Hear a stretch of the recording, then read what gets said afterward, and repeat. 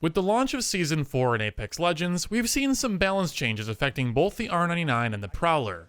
Many out there on the internet are absolutely convinced the Prowler has overtaken the R99's throne, but has it really? Let's take a look. This video is sponsored by EA. Check out their premium skin packs for Lifeline, Bloodhound, and now Octane. These packs include the pictured legendary character skin, a matching themed legendary weapon skin, and some other minor customization options as well, all rolled up with some Apex coins on top. These skins are unique to these paid cosmetic packs and cannot otherwise be obtained in-game, and are up for purchase through Xbox Live, PlayStation Store, and Origin. Now, back to the task at hand, the Season 4 R99 versus the Prowler. To recap the balance changes, here's what happened. The R99 lost 1 point of damage per bullet. It's now down to 11 instead of 12. To compensate, it gained a couple of extra rounds in mag at base. However, level 3 mag still leaves you at 27 rounds in mag. The Prowler stole that 1 point of damage, and now deals 15 per shot, up from the old 14. This has a small impact on DPS and time to kill calculations, and will be the focus of our discussion today. Your DPS, or damage per second, with the R99 and Prowler do not vary that significantly in my opinion. Versus a standard legend with neither fortified nor low profile passive abilities, the R99 sits at 198 DPS, while the full auto Prowler sits at 198.75 DPS, and depending on how incorrectly you want to do the math, the burst Prowler could be shown as having 225 DPS, but that is not what you're going to actually experience in a real game. More on that soon. For now though, keep in mind that these are the mathematical values given simply by multiplying damage per round times round per second. It's impossible to deal 198.75 damage to a regular target with the Prowler using body shots only. You simply can't do it. In practice, in real games, these guns across all firing modes have functionally identical times to kill.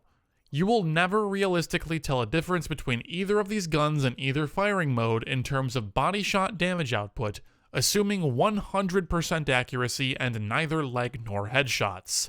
In my opinion, damage per second is not a particularly valuable metric for evaluating weapon performance in Apex Legends. Legends in general just don't have very high health values. DPS is just an easy guesstimation to ballpark weapon performance, but it doesn't tell the full story, and in fact can be very misleading. I believe time to kill is generally the better metric when we're working in such constrained conditions because it helps us to see differences between weapons that DPS is prone to missing. Once again, let's compare the seemingly identical R99 and Prowler Auto versus the seemingly superior Prowler Burst using math. This is very simple math. It's going to take us a few minutes to get through and explain from top to bottom. I promise it's worth it, but be aware there is one small thing I want you to keep in the back of your mind while we're talking about this. We're going to assume, or rather ignore, bullet travel time. We're going to just assume every weapon is hit scan, that every bullet hits the instant you pull the trigger, or subsequently thereafter as quickly as possible. We're just avoiding bullet travel time entirely for this discussion because it just makes the math impossible. It's so much easier just to do it baseline like this, and then all your little tweaks you need to do after the fact are easy to just append at the end. So let's get underway. By taking a legend's current health, dividing it by the damage a bullet deals to them, and then rounding up to the nearest integer value, we determine the number of hits to kill. Next, take the number of hits to kill, subtract 1, and then divide that value by the gun's fire rate in rounds per second to yield the time to kill of your weapon in seconds. The reason we subtract 1 from the hits to kill is because that first bullet fires instantly. There is no delay between trigger pull and bullet firing. There is, however, delay between every subsequent bullet, so those are the ones that we need to account for over a rate of time. This is why your rate of fire is important and why it changes your time to kill. If we're calculating time to kill with a burst fire weapon, you'll simply at the end add the burst delay value a number of times equal to 1 minus the number of bursts needed to kill. Confused yet? Here's an example. With the burst Prowler, we'll require exactly 10 hits to kill a legend with white armor, which is level 1 armor. because it does 75 damage per burst to the body, so 75 times 2, 150 damage. Because we only require 2 bursts, we should only be adding the burst delay 1 time. With purple armor, or 200 HP, we can kill in 3 bursts, meaning we are exposed to burst delay 2 times, so you add the burst delay twice.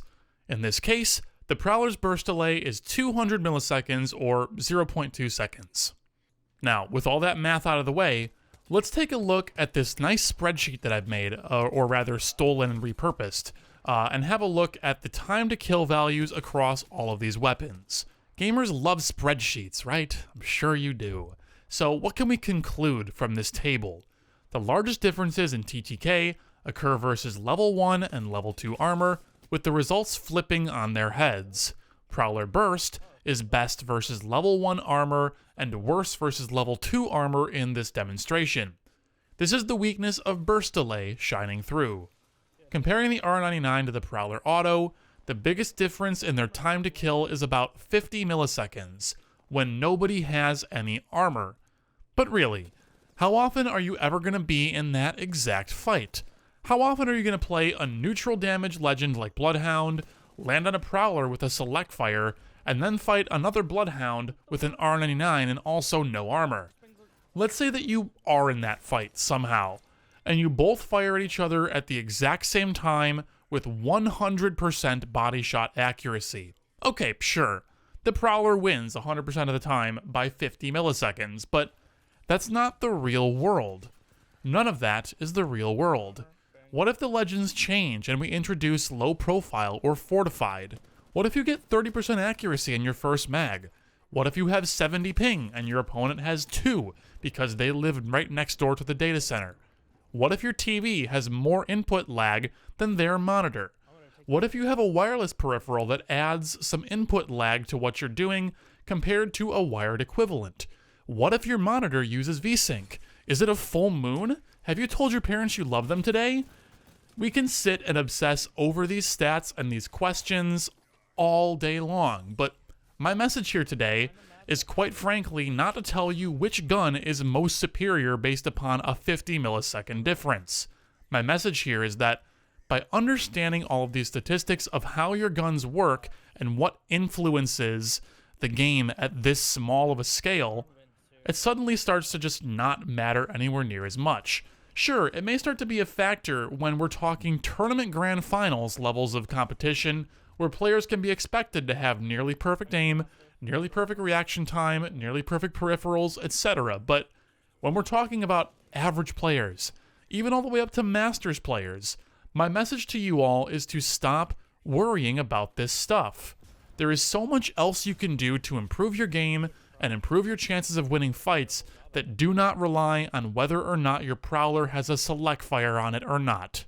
At the end of the day, this is a battle royale. This is not a game where you can select your loadout. You need to play the gear that the game gives you. If the game gives you a Prowler with no attachments versus right next to it an R99 with a white mag, a white barrel, and a stack of ammo, you should probably go for that R99 even though it technically has the slower time to kill. You've got to play on what will on average put you in the best position to win, in my opinion. The only time I think the differences start to really matter are if you're approaching endgame. You've just mopped up a bunch of teams in a huge fight, let's say, and there's death boxes everywhere full of level 3 gear, and you've got to get moving to fight the last team or two. At that point, you're going to be much more likely to have your free choice between bringing either an R99 or a Prowler fully decked out to that last fight, with probably plenty of ammo as well. Personally, if I had free choice, I would choose the Prowler Auto over the R99, and then the Prowler Burst if those two weapons were not otherwise available. This is because while they have a pretty similar time to kill across the board, the Prowler can be fired full auto from a level 3 magazine for over a second longer than the R99. That's huge. Their reload times differ by only 0.2 seconds or less, while the Prowler is much more sustainable of a bullet hose and hits chunkier headshots. In that scenario, I think the Prowler is a clear winner, but it's hard to build out fully since so few people carry a select fire on them, so it's the risk that you take. But if it pays off, the gun is phenomenal. However, I will literally never complain about having an R99 instead of a Prowler at any point in time. Both guns are insanely good and top priorities in nearly all situations. The randomness of this game will inform you as to which of these guns you'll be running nearly every game, so you're best off to just not think too hard and get good at both. To answer the initial question, has the Prowler overtaken the R99's throne? I think the answer is kind of yes, but you have to keep in mind it's just harder to build with that select fire, so realistically, I don't think it matters. I think I've repeated myself enough on that point though, so we'll go ahead and leave you with that. Thank you so much for watching, and I hope that you've learned something new. If you have any questions, comments, concerns, please leave them in the comment section down below, and I'll be happy to take a look. And I look forward to seeing you all in the next video. Take care.